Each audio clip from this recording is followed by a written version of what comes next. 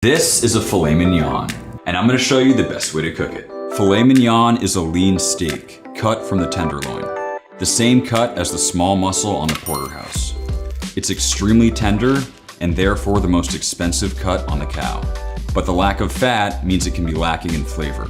A good filet is thick and taken from the center of the tenderloin, leaving the head and the tail for other cooking processes. The first thing we'll do is remove the head and the tail, due to their lack of uniform size. The head is great as a roast, the tail is a great thin steak. I sometimes like to slice it up for a premium stir fry. This is the center cut section.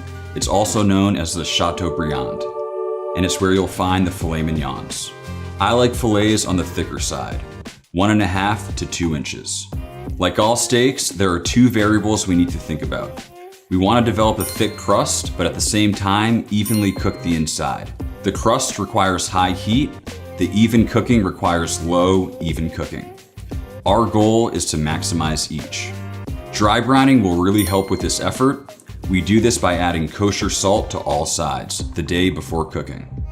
The salt will not only season the meat deeply, but also dry out the exterior, allowing us to develop our crust far more quickly.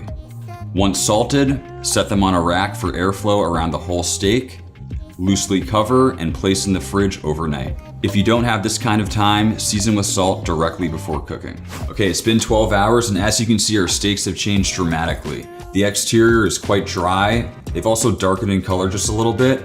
The salt is fully absorbed, time to cook. Add a thin layer of oil and season with black pepper. This can also be added during the dry brining process. With our steak fully seasoned, let's prep what we'll need. I like to use 1/3 to 1/2 stick of butter for basting. We aren't gonna eat all of it, but too little is prone to burning. We have some smashed garlic, and classic herbs are rosemary and thyme, but feel free to get creative. Time to preheat our pan. Cast iron or carbon steel are my favorite options. The thicker the bottom, the better, as they'll hold more heat, improving the crust. Once the pan is nearly smoking, add a couple tablespoons of a high smoke point oil, like avocado. Place down the steak and gently press down. This is gonna allow full contact with the pan. After about a minute, flip the steak and do the same thing to the other side. Notice how our crust is starting to form and how I flipped onto a new area of the pan. The steak cools down the pan as it cooks, and we want contact with the hottest part possible.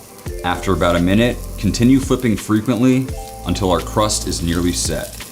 Give the sides a quick sear as well. Next, turn down the heat slightly and add your basting ingredients. We want our butter foaming and bubbling, just like this. Baste for a minute or two to distribute the herb and butter flavors.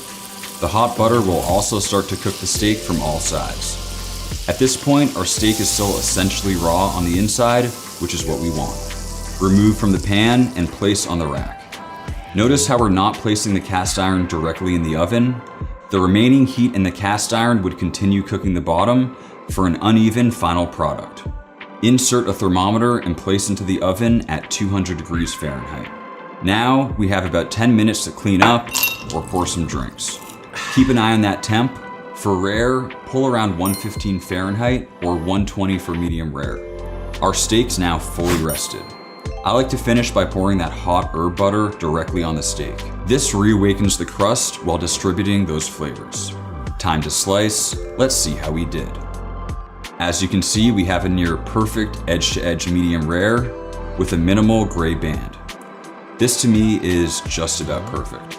This process has a lower margin of error than reverse sear, and I prefer it for two main reasons. We can get the crust exactly where it needs to be and not worry about overcooking it since it's still raw during that step. Second, once it's in the oven, the stress is over, and we can precisely watch the temp rise with our thermometer. It allows us to spend time with our guests and prepare our sides. This to me is the easiest way to cook a filet, a little bit different than reverse sear, but let me know if you try it and what you think about it. I'll see you next time.